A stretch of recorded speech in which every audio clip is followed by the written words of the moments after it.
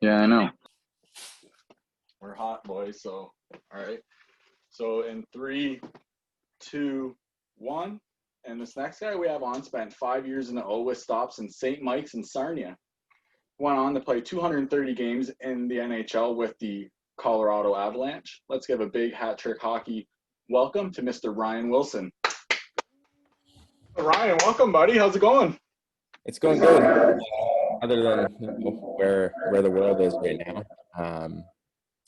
it's it's going good. It's all fucked right now, eh? Everything's everywhere. And I'm dating a girl from Portland, and they just dealt with fires. They're dealing with the riots, and it just seems like no matter where you are, like something's going on, and it's not good. So, and everyone's dealing with the COVID thing, and hoping everyone's staying safe and doing what they can to kind of stop this whole spread of things. And you're right.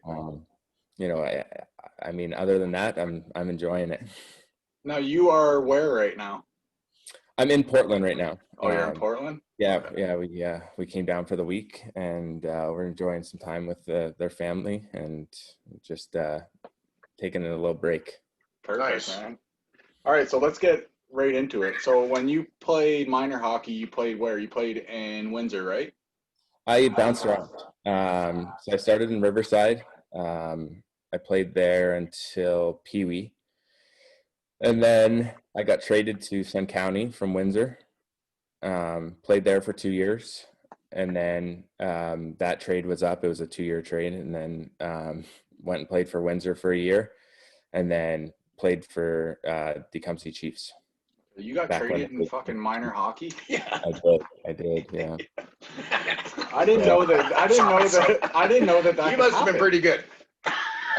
It was pretty complicated. Like my Windsor minor team, they had some rough years, and me and two buddies from Riverside, we had a really good team. We won OHFs twice, I think, and we were a dominant A program. And Windsor minor didn't win a game the year before, won one game, I think, and so us three decided, we want to go to Sun County where there's a good team. We knew the coach was good, and Sun County had a lot of guys that Windsor could have took. So it was like a 3-for-8 kind of trade.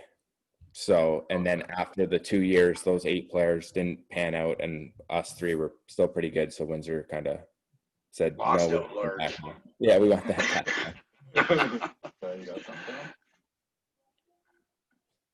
So when you played in the O, two out of your 3 years you played there, you were leading defenseman in scoring. Yeah.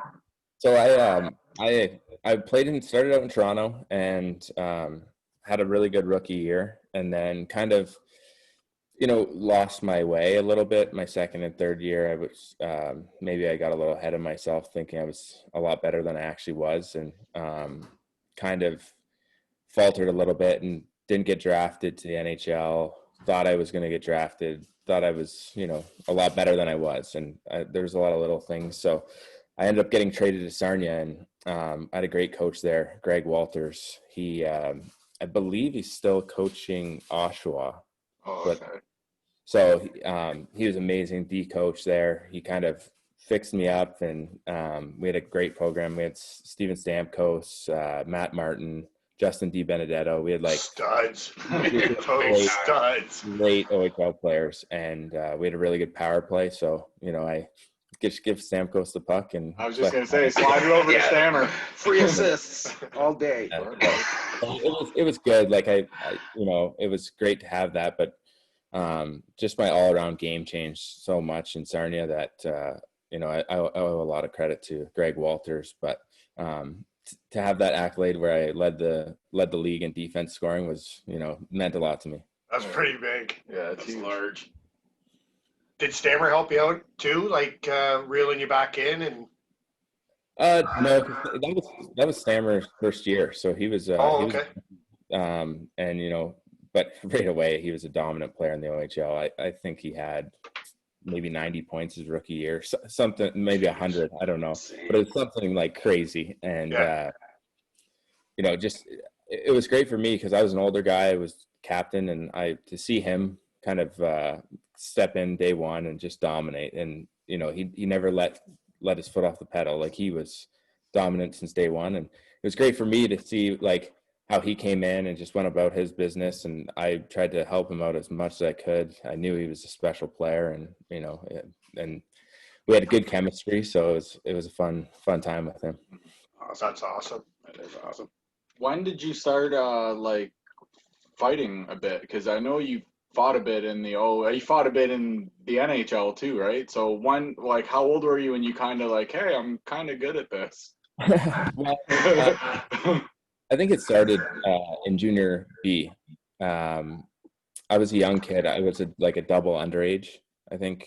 I don't know how you'd call that. Like, in my OHL draft year, I played junior, and I always had a physical part to my game. Like, I always liked to, you know, hit and stir things up. And I knew with that, you know, my dad and everyone would always say, like, you're going to have to protect yourself. You know, you do this, someone's going to come after you. So I had a couple good coaches where they kind of, Mr. LeBute, he was my junior B coach. He, I believe he was the police chief in Windsor. He was high up in the police force, and he played junior hockey, and he kind of taught me a couple tricks. And it wasn't that I didn't go out there looking for it too much, but you know, it always found me. So I was just gonna say, well, by your highlight reel, it looks like it always finds you. Yeah, well, with the way you hit guys, right? Yeah. Did you say his name was Mr. LeBute? Yeah. Yeah. So the Butte. How awesome is that? Fire away, man. I think it was just found me with the whole with the fighting. A couple of times, you know, if I was in the doghouse with a coach, or you know, someone took a liberty at my teammates, I would jump in there. But and going back to the OHL, like, I was a big kid when I was young, so like I you know, I was never scared of anyone. You know, maybe a couple guys my rookie year were like Jansen or someone like that. Oh yeah. You know, if I want to tangle with him, guy's a lunatic. But then, you know, I'd always just kind of, if I thought it was necessary for me to fight someone because of something I did, then okay, I'll back it up. So of course. Well, I'd like to touch base on the 09-10 Avalanche. Okay. So you got called up from the Monsters to the Avalanche. You guys had a great year, make the playoffs. Adam Foote, a stud, is your captain. Yeah. You know what I mean? It must have been an exciting time for you. Like, can you touch on that? Oh yeah, it was. I mean, I think, you know, thinking back at it, it was a crazy time. Just getting that phone call. Yeah. I was out for dinner. Just like a dream, eh? Like, Cleveland was a great place to play because people could come down and visit. And It was early on in the season, and my mom and her friend came down, and Wes O'Neill, I'm sure you guys know He's Wes. Actually coming on here. We're getting him on the show. Yeah, Wes is one of my good buddies. So did you take his spot? I don't think we kind of maybe not. Like, you know, it's they called one of us up. It was me, and then they called him up later on in the season, and when I was injured. So I don't know, but but you're still best buddies. Yeah, like awesome. You know, I definitely business is business. Best friends with him, and so we were out for dinner actually with his family and my mom and her friend, and got this phone call, and I'm like, look at my phone, and I'm like, I'm not going to answer it. Like, it's an unknown number, you know? So, my mom's like, well, just answer it. Like, who cares? So I answer it, and it's GM calls, and he's like, hey, you know, you just got, we need you to come up and meet us in Boston. And I'm like, okay, like, just give a shot. Like, so excited, speaking, and like, my mom's like looking at me like, what's wrong with you? Who is it? And then I got off the phone. I'm like, I just got called up, and then everyone just kind of went like silent, and then like, oh my God, like, because it takes a little bit to kind of sink in. And then, you know, getting called up, I knew, like, you know, you're close, but I'm not guaranteed a game. So I'm just thinking like, okay, you know, they need a guy to, you know, practice and whatever, like Yeah. up the paycheck for a couple of weeks, hopefully. Fucking And, right. but sure enough, Boston, we played in Boston, then we went to Toronto. Guy went down in Toronto. Yeah, I had down the Canadians was your first game. No? Yeah. Yep. Yeah. So I think it was John Michael Lyles got injured in Toronto, and I'm sitting out with another guy, and he's like, "Hey, like, be ready to go in 2 days. Like, you're in." And I'm like, "No, they'll probably call someone else up." Like, Negativity everywhere. Eh? it's just like you don't know until you know, right? And for me, like I guess it was just weird. Like, I never really like knew that I was good enough, you know. And then we got on the plane, and the coach comes in and he goes, "Hey, make sure you're taking care of yourself because you're playing in 2 days." And I'm like, okay. Like, and then I went back and sat down, and I was able to get my mom a flight down to Montreal. So that was awesome that she was there. She was bawling. Yeah, of course she was. Just like every other mom. So it was unbelievable. I still remember my first shift. I got the puck, and I'm shaking, and I flipped off the glass and changed so quick. And I mean, from what I was reading, you were touted as the next coming of Scott Stevens. So I mean, that's a pretty big name to be having the back on. You know what I mean? So yeah, for sure. I mean, you know, growing up, I always liked the rough game. Like, I loved open ice hits and being physical, and I've seen that. I want A couple of the crushers. I wanted to be that guy that was out there all the time. I wanted to be on the ice 30 minutes a game. I wanted to be that go-to guy, and I felt like that would get me there. And that's ultimately what kind of got me there. It wasn't the offense. You know, I thought I was more offensive in junior, and then going to the minors, I had a coach come up to me and say, "Hey, listen, you know, you're not going to make it being an offensive guy."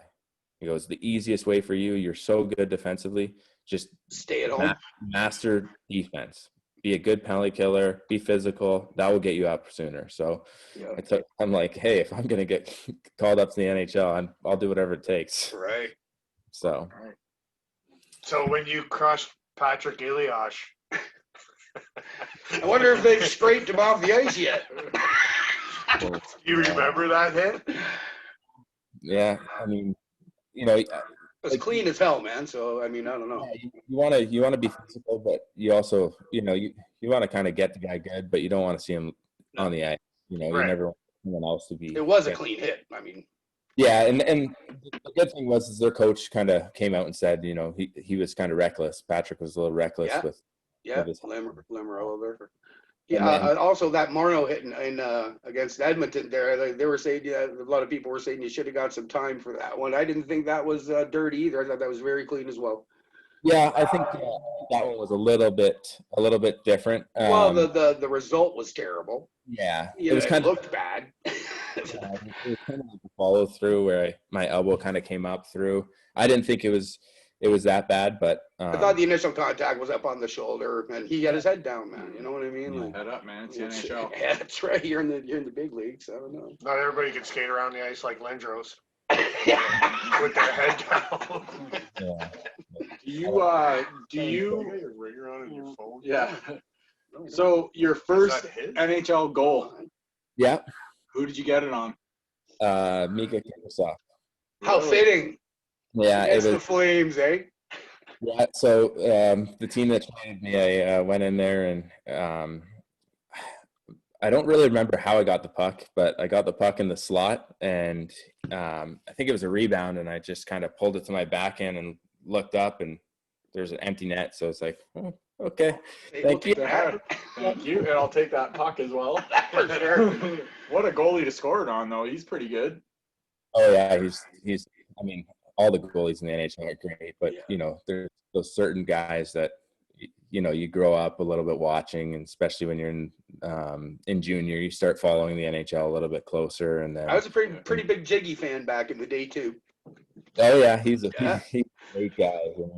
I was very fortunate to play with him for a couple of years, and just just what he brought to the locker room alone. You know, you every team needs a guy like him. He's just so upbeat and goes about his business, and you know, he's just a true professional, and he's a family guy, like bringing his kids around. Like, it's just it was amazing to have him around our locker room. He did wonders for us. Yeah. How about Patrick Waugh? He's just dropping balls like fucking hot. It's not me, Fucking, we're a mess over here. We're dropping shit everywhere. Patrick Waugh coaching, yeah. I mean, Yeah, that everybody must have been nervous over something here. there. I mean, you know. Yeah, like me and him kind of I got injured early on when he came in, and it kind of hurt our relationship a little bit. I think you know, and then we got off to a crazy run. I think we were like, you know, 15 of our first 20 we won. So then I'm sitting out. So I'm kind of upset about it, thinking I should be in the lineup when I got healthy. And but as a coach, he's an amazing coach. Like, for a player, like, he will back you up 100% of the time. He will do whatever he's got to do for his player. I thought he did well myself on his first few years there. Yeah, and then I think nowadays with where you know, hockey's at, I think other sports too. I feel like coaches kind of, you know, they get a good couple of years and then they're kind of like go stale a little bit, or the players kind of, you know, start rebelling a little bit. And I think that's where kind of you see all these coaches kind of going the carousel around the league, where, you know, they're good for a couple of years and then who knows. Actually, now you mentioned that. Like, I mean, that is a situation, actually. People getting injured. And even though no one wants to see it be something that, like, makes a decision on whether or not where you are playing, not playing, and stuff like that, it still ultimately does have an effect. Oh, for sure. Fair to say. Yeah, like, you know, injured at the wrong time, you lose your spot, and things start rolling. I mean, there's certain exceptions. You know, if Stamkos gets healthy and he goes in.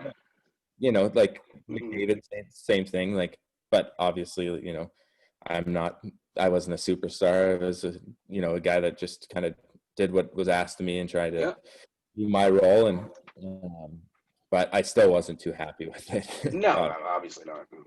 How'd you like living in Colorado? What was that like? It was awesome. You know, it's so different.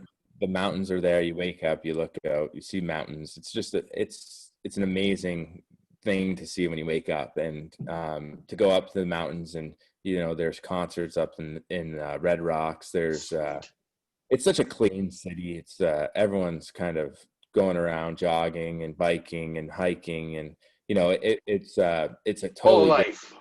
Yeah, like it's an outdoors life. Everyone loves being outside, and the whole city was great to us because, you know, the Avalanche had a ton of success. So, like, our fans were amazing, and, you know, like the true ones, like, kept with us. But, you know, there's a ton of sports there, so, you know, they flip flop from football to baseball to hockey to, you know, whoever's winning.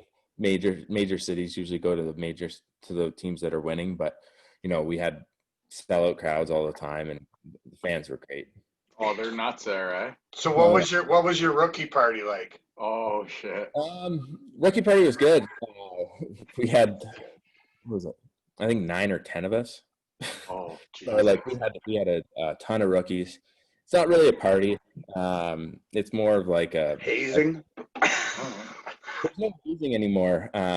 You know, you guys are well aware of the whole Windsor situation, so I think it's down after that. And you know, at the pro level, American League was a little different. They made us dress up as, like, women, and we went out for dinner like that. And but NHL level, it's you go out for dinner, you pay for dinner, you pay for drinks, and then, you know, that's kind of it. They didn't make you tell a joke or a story that would. Yeah, but, like, you know, tell a joke. Everyone's on their phones trying to find a good joke. Like, it's not.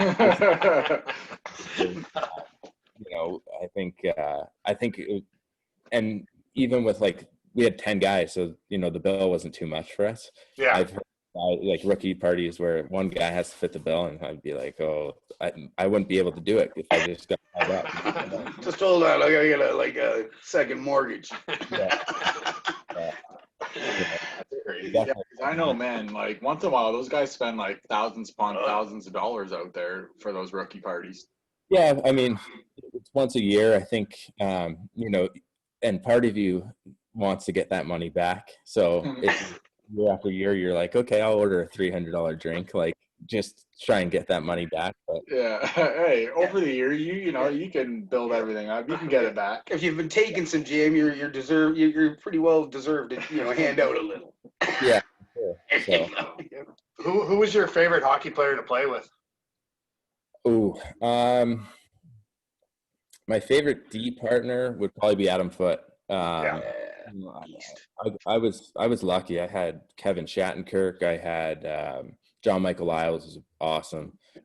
For whatever reason, me and Wes O'Neill really clicked for the limited time in Cleveland, and like those guys were pretty much like the guys that I remember. I had a really good D partner in junior with Steve Ferry, and other than that, like there's great players on offense, but it's kind of hard to.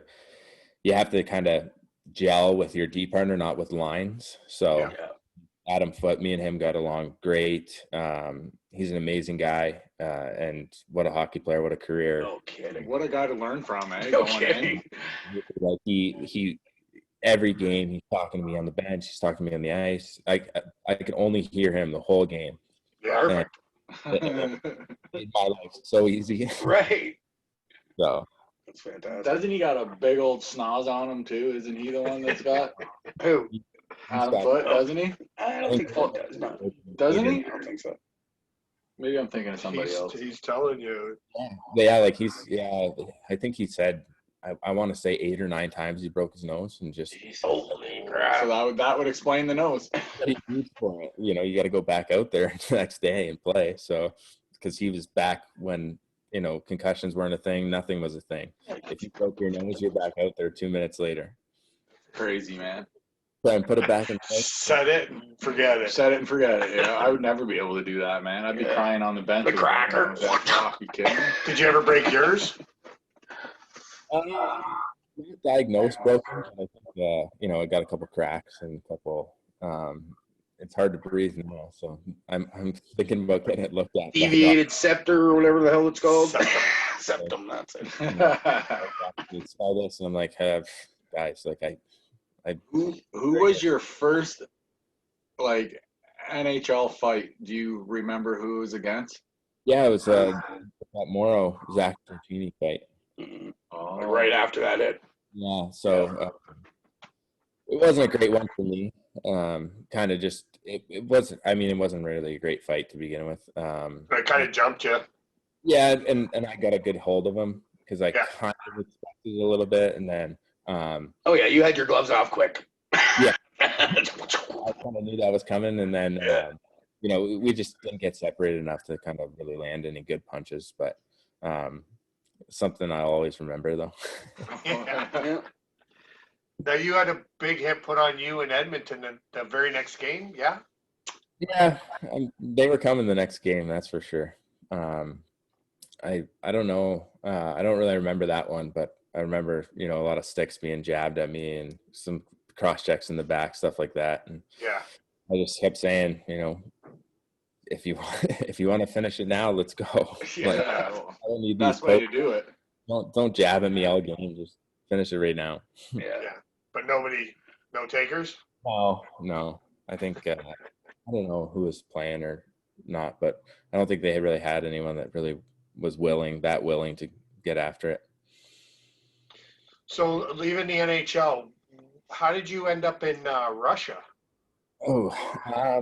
So I had a tough 3-year stretch where no matter what, something was going wrong. I mean, head to toe. Like I had a blood clot in my leg, which kept me out for I think 2 months. I had maybe a concussion in there. I had a broken wrist, separated shoulder.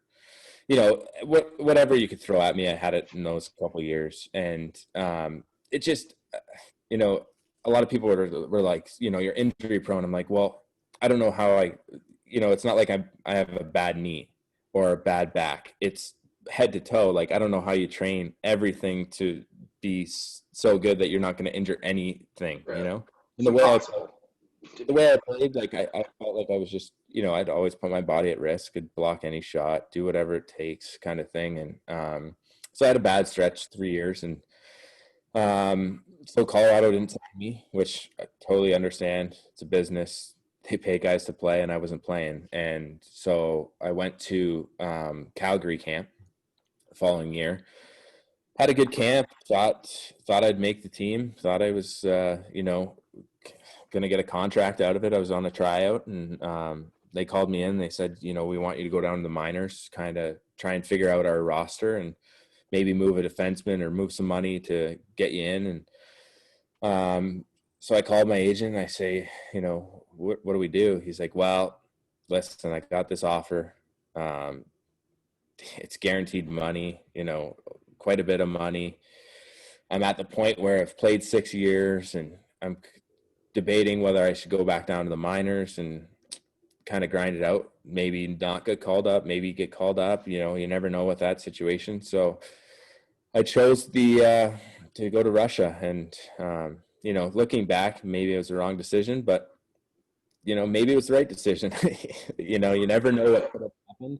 And I'm at the point where I live with that decision, and it's one that I didn't make lightly. I thought about it for a couple nights, and ultimately came up with that decision to be the best decision. And I ended up in Russia. Yeah, that's still one of the best leagues in the world. Oh yeah, Like, absolutely. But what was it like? What was it like going over there, Ryan? Like when getting off the plane, like you hear so many crazy stories of NHLers going over there. And I was so nervous, and I obviously I knew I could play. I know I can play hockey, and whether it's in any league, I know I can play.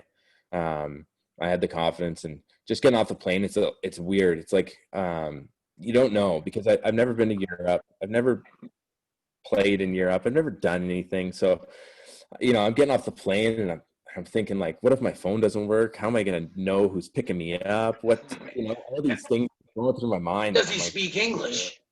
Should I be back? And, trying to figure out. Have some vodka.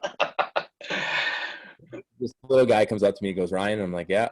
He's like, okay, let's go. So I grab my bags, get in this van, and we head to the apartment. And he drops me off, and he goes, okay, you're up here, 3rd floor. Here's your key. See you at the rink in the morning. And I just look at him, and it's like, midnight. And I'm thinking, like, okay, like, where the fuck's the rink? what? And so then I wake up super early. Like, I don't know. Like, I set my alarm. I'm like, okay, maybe I'll just walk around and try and figure something out. Like, see if a guy comes out of the building. No one comes out. I'm sitting out there for like 45 minutes. I'm walking around. I'm trying to find anyone. Sure enough, the rink's like right beside the apartment. Like, it's a whole complex. And there's like there's a breakfast place. There's the rink. There's a swimming pool, gym, whatever. But there's no like signs or anything, because it's their own complex. So like there wouldn't be like an entrance sign or something that like I'm looking for. So I ended up calling him, like, hey, like, I don't know where I'm going. He's like, okay, I'll find you. I'm like, I'm in the middle of this street or something, the yard. And he comes out and finds me and brings me in. And it was just so hectic to start. Like, I had to get physicals done. I had to do all these things, get equipment, figure everything out. And, it was a lot to take in. But, it's fun. It's a good experience. It's, you learn a lot about different cultures. I played in Switzerland and Finland, and it's an experience that you can't get anywhere else. You're playing the game you love. You're getting paid for it. You're meeting new people. I have friends from every different league, and it's awesome. Like, I always tell guys that are kind of hanging around the American League, and I'm like, go experience the world. Like, Right. take it when you can. If you've given it a good shot, like, if you've given it, 4 or 5. Money's huge over there. I mean, it's no slouch. Yeah, no, I mean, you get, like, unless you're getting top dollar in the American League, you can get more money over there. And Absolutely. I think, just the experience alone, you can't put a price on that. So, Russia was a little different because you never really know what they're thinking. They can sit you, they can do whatever, and you go in and they're like, well, like it's language and whatever, but I was fine. Did you do the Russian gas? I did. You did? What was that like? It was crazy. It's just I still don't really know what it is. But you did it anyway. Yeah. I was gonna say, so for anybody that doesn't know, for all of our fans that don't know, can you kind of explain, kind of roughly, doesn't have to be exact, of kind of what this does and why they call it the Russian gas? So basically, the doctor, I was talking to the doctor and the team doctor, and he was saying, like, it's supposed to you take it before bed, and it's supposed to really like mellow you out. It's supposed to like kind of like just a full relax. It's basically what it's supposed to do. But I'm so nervous walking in there, and they're like, yeah, lay down, and I'm like, okay, like, and I'm looking around and like, what's going on? Like, I don't know. Maybe I should just leave. And I'm like in a little panic, and the doctor's like, no, it's fine. Like, it's healthy. It's fine. It's normal. Okay. So sit down, and they put this, like, I want to say it's like more or less like a knockout gas, but they don't use it. Like, they don't crank it up to knock you out. Like, they just put a little bit. Maybe 60% will do. Yeah, and they put on you, and you just kind of lay there, and it just it affects you. I think it like turns off your mind. Not like it's really kind of like an edible here. Yeah, kind of like it kind of like it's supposed to mellow you out. Yeah, and you after I think it's like roughly around 2 minutes. I mean, they take it off, and then you kind of like snap out of it, and sometimes you can remember what you're thinking about. And I'm like thinking about the universe and like all these planets, and like and then next time I'm thinking about anything. Like it's just like, for whatever reason, it twists you in different ways. And I'm like talking to friends back home, and I'm explaining it to them, and they're like, I wonder what it is. Like, and they all try and Google it, and no one knows. No one knows what it is. Is it almost like the dental gas you get? Like, you know what I mean? Yeah, because they put the gas on and they knock you out, and they don't knock you out, but it's keep you on the edge.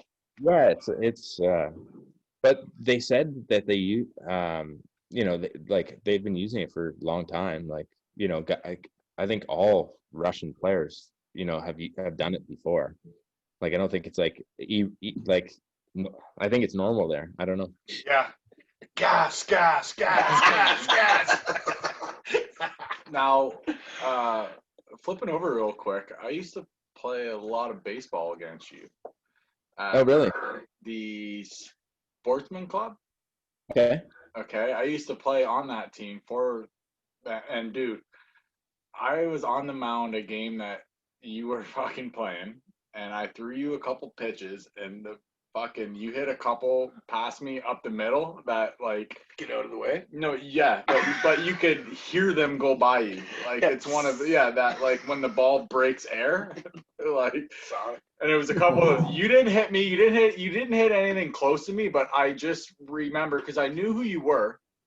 Okay, and I went up and I threw you a pitch, and you were a first pitch swinger too. I'm like, you son of a bitch! Like, so I throw him a pitch, he hits it, and it was, my glove went up, the ball was already past me.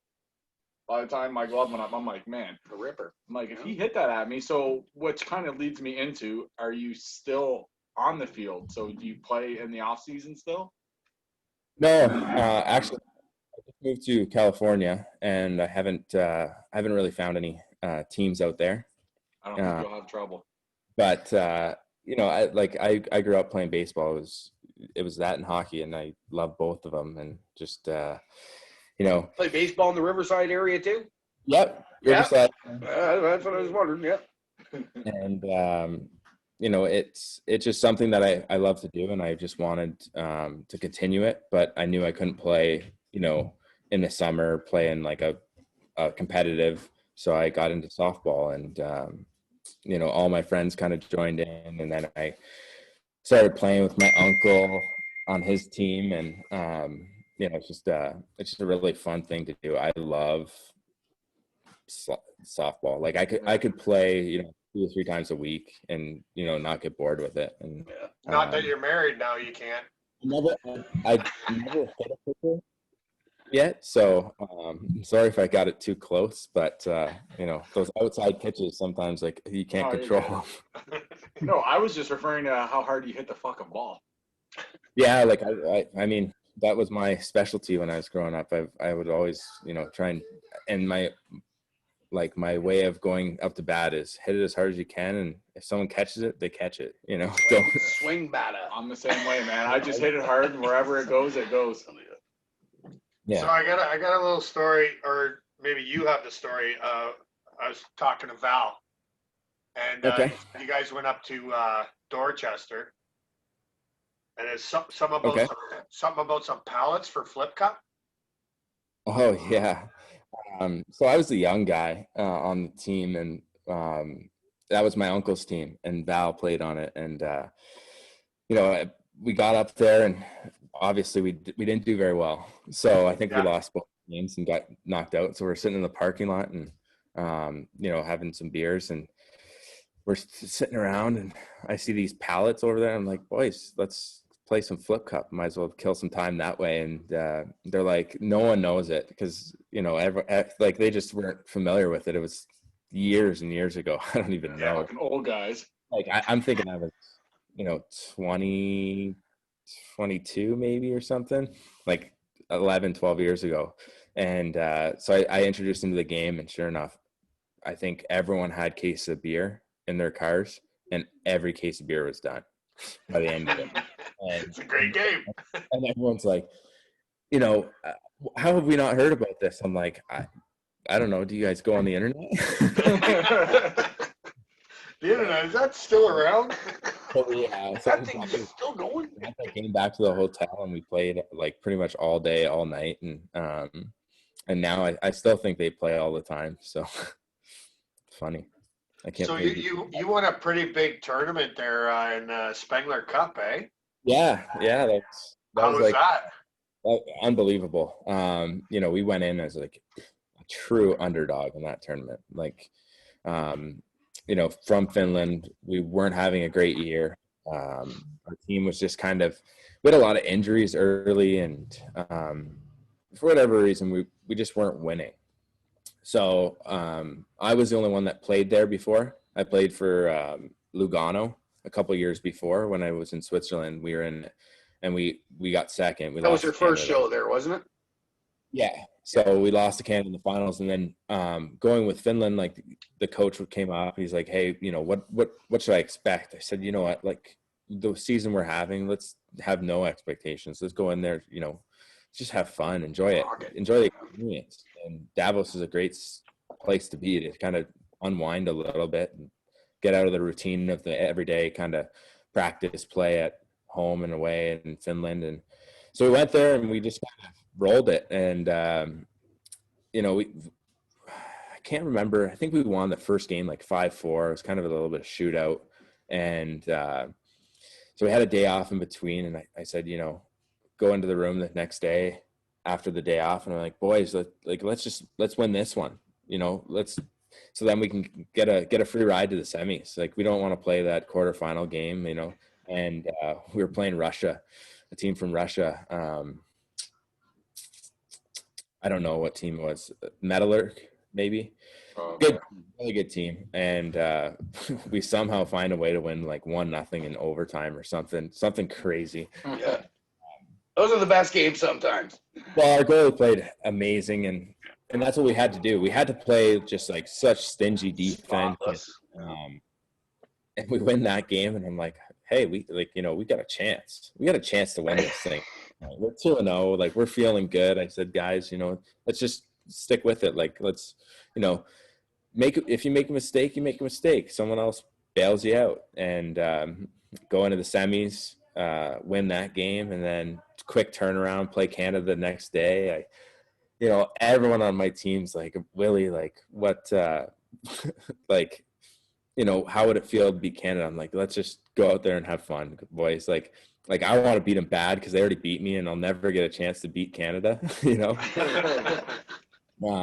So I wanted to beat them really bad, and it just worked out that we found a way to kind of stick with our tight defense, and we had them. I think after 2 periods, they're up 1-0 or something like that, and then we got a big goal.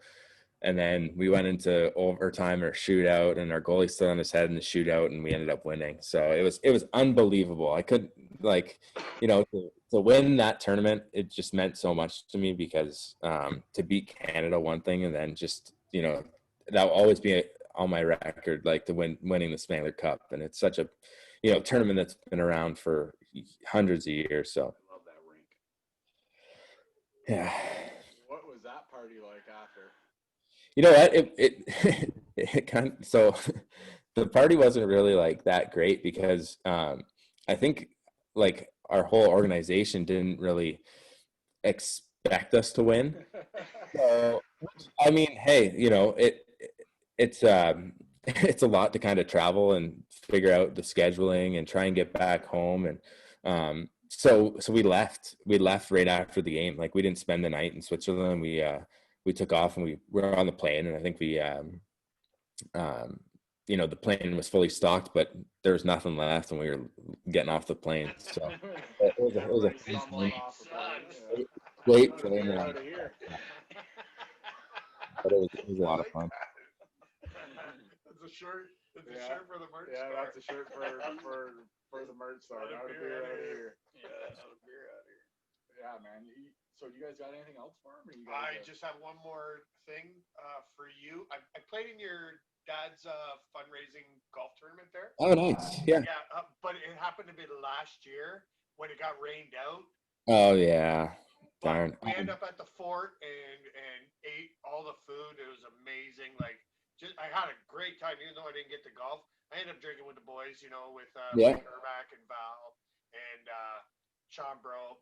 And we end up, like I said, going back to the fort, getting dickered up there, and probably some of the best food I've had around here in a long time. And like the gifts were unbelievable. Like, fill this house. Like, I couldn't believe the TVs, the smokers. Like, but just if you want to go into a little bit about your dad's tournament. Yeah, sure. So my dad passed away when I was just got drafted to the OHL. So I think I was 15, in between 15 and 16, and it was a sudden thing. It was hard to deal with, and hockey got me through it. Hockey kind of helped me with that. I moved away to Toronto, kind of dealt with it kind of over the years. It was a long month. It was just a lot of unknown, and but me, my brother, and my uncle, we kind of got this idea to it was May long weekend, so we got this idea to make sure that we always golf together, or try to golf together on that weekend, and invite some friends. And my uncle kind of played in some scrambles before, and he's like, hey, like, I can kind of figure it out. I can, everyone put some money in, and we make closest to the pins $50, and long drive $50, and we had, I think, maybe 6 foursomes my first year, and it was a lot of fun. Like, but it just kept growing with everyone getting older, and older and older, and then I became drinking age. My brother was already, and his buddies, and my uncle and all his buddies. So I think the longer it went, it just kept growing and growing, and then I got to the NHL, and I know my dad would have wanted to kind of give back, and he's a big community guy, and so I just decided to start a charity in his name. And through the golf tournament, it just grew so big that I've seen like a way I can make some money and give back to, my idea. It didn't work, but So the charity was started, and my idea was we'll take applicants on kids that, you know, their parents are in rough times and can't, you know, afford hockey skates or a stick or hockey equipment and stuff like that. But that put a lot of pressure on my mom, and she got all these emails, and she's like, Rye, like, this sucks. Like, I don't know. I can't say to this person that they can't get any money because they're not in that much need. Decisions for sure. Yeah, like, you know, you get 20 applicants and you can only really, you know, it wasn't a big golf tournament. And so we tried to spread it around for a year, and then she's like, is there any way we could just give to like organizations and they can get equipment and try and figure it out that way? And I said, yeah, for sure. Like, I'll talk to them. And then during the lockout, I don't know if you guys heard of it, but Nobby's kids at Lansbury Park, like, unbelievable. I went there one Saturday morning during the lockout. These kids come off the bus. They have nothing. You know, they walk up, they get fully geared up. They go out there with like 8 to 10 coaches. They're running through drills. They're having fun. It's the best day ever. It was really eye-opening to me. So we made the switch, and we give, I want to say, like, maybe 80% of our money we raise to them, because it's literally exactly what I wanted. If I local and you can see it, that's fantastic. And if I could start something right now, that is what I would want to start. Like, that's Marty. Marty's something that runs that, isn't it? Isn't his name Marty? Yeah. I golfed with Val, and he introduced me to him, and I gave him my number, and I said, well, come on the show. Like, we'll promote your whole thing. Yeah. Like, just let me know when you want to get a hold of me. And so I'm waiting to hear from him, but yeah, he's more than welcome to come on the show and promote it. Yeah. It's amazing. It's, you know, I can't speak highly enough about it. And, you know, we are so happy that we get to, you know, make a little bit of difference from just having a fun golf tournament in my dad's name. And then I tried to do a bowling tournament too. That kind of phased out because I was only really home for, you know, 4 months. So it's like, I tried to do a hockey school. I tried to, you know, incorporate as much as I could in these 3 months. And then it just became the point where it was like, it was a lot for me. So, you know, it was a lot for my mom. I kind of left a lot to do with my mom and my brother.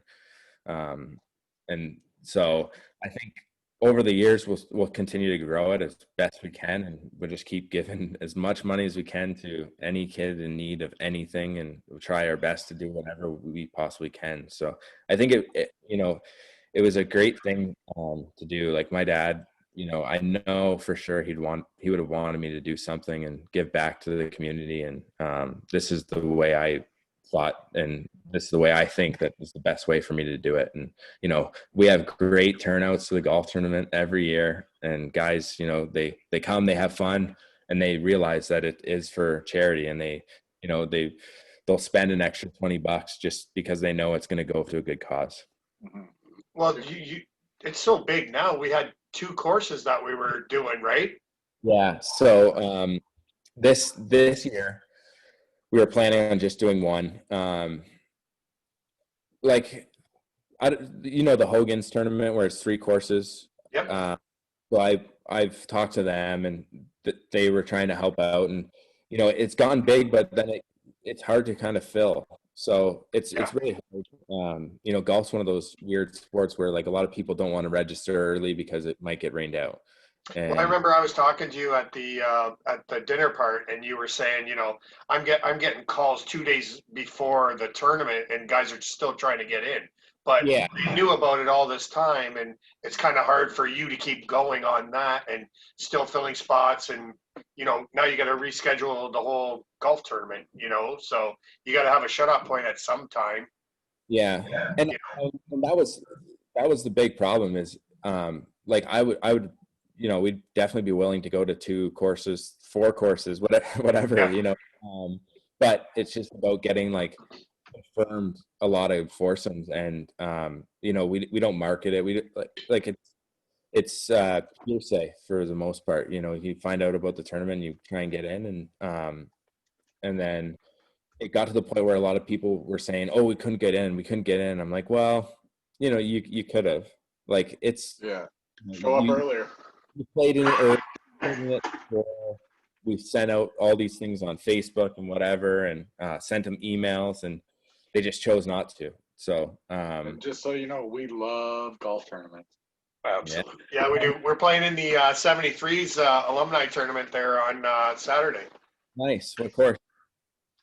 Pardon me? What course? Oh, Bellevue. Okay. Nice. Yeah. Probably the most hammered ones on the course.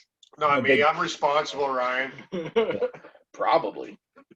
He's looking like, yeah. You guys had up for him, or you guys go? No, well, just moving on forward. Whatever decisions you make in the future, Ryan. All the best to you. Thank you. I appreciate it. I want to seriously just say thank you for. We've been over an hour with you now, man. Oh, no problem. Thank you for your Crazy time. how fast I it really goes, man. appreciate the time, A lot of Ryan. fun. Yeah, man. We wish you all the best. Probably you're gonna see us at that golf tournament because we love golf tournaments. So you'll probably see us out there, man. And we got to have you on again. Yeah, for sure. Whenever you guys need it. And I listened to Matt Pumple's podcast the other day, so I just got a little, because obviously you guys told me I was coming on, and so I decided to take a look and listen in. And Pumps is a good guy. He's one of the guys that I skate with every summer, and listening to him, you kind of miss, I miss the guys back in Windsor because I'm living in California, but you wish him all the best. He's such a great guy, and you guys are doing some fun podcasts, and I'm sure you're going to get some good people on the show. Yeah, thank you. Well, we're hoping you can put a plug in for Matt Martin for us. You know what? If he hears about it, he'll come on. He's one of those guys that Probably one of my favorites in the NHL right now. Yeah, Rob's been on them all playoff run. Just love the guy. I love his style. I love everything that he's about. You know what I mean? It's the way I want hockey to be played. If there was a Matt Martin league, I'd watch it every day. You want to hear a good story about Matt Martin? Yeah, I do. Yeah, we do. Yeah. That's what we're here for. I'm in Sarnia at training camp, and it's my first year. I go in, and it's my fourth year in the league, so it's my first year in Sarnia, but I'm the big guy on the team. I have some of the most experience. So I'm looking at the rosters, and I'm like, Matt Martin from Windsor. How did I miss this? How do I not know someone from Windsor that's trying out for an OHL team? It's weird how that went about. So whatever, training camp kind of goes a couple days, and we switch teams, and Maddie's on my team, and he comes over, and I'm like, hey, or I go over and hey, Maddie, I'm from Windsor too. And he's like, oh yeah, I know who you are. And he's like, what should I do to try and make this team? I really want to make the team. And I'm like, well, what do you do best? And he's like, I just work. And I'm like, and he's like, I know I'm not the best of anything, but I'll try and skate through a guy. I'll fight. I'm like, yeah, go out there and stir it up, be known. When you're a young guy, you have to get them to see you. So one of the days in training camp, he's beside me, and I'm walking through the hall, and I get sized up for skates, and I'm like, Maddie, get sized up. And he gets sized up, and he looks over at me, he goes, I can't afford those skates. And I'm like, dude, they're free. What do you mean? And he's like, if I make the team, these skates are free? No way. And he's like, I'm making this team. It's so Screw my future, but I want these skates. It just sat in my head, and I'm just like, things that I took for granted because I've been there for 4 years. She's just like, okay, I'm making this team. And literally that game in the training camp, he went out and drilled 4 guys from behind, and it was just the guy was possessed after he's found out there's free skates. That's a little bit like Pumple's story when was it Pacioretty told him that the skates are free. You can get free sticks too, because he said he liked the Reeboks because you got the Synergy stick with the skate. No, it was the Easton. Or the Eastons, the Eastons with the Synergy stick for free. So Pacioretty says, the skates and sticks are free here, right? One of them. And it's funny, like, you know, I met Pumps when he was young, and like, yes, I still feel like he's a little kid, but you know, he's a lot older now, and he's a man now. So it's interesting. Every once in a while, I come back and I'm like, okay, I'm old now. If this, you know, he I remember him like a little brother, but yeah, he's a great guy. yeah. So thanks for having me. I appreciate Yeah, it. boy. Hey, man, seriously, man. Thanks for coming, man. All the best. Thank you so much for coming on. Thank you guys. Take care. Thanks, Ryan. See you, Ryan.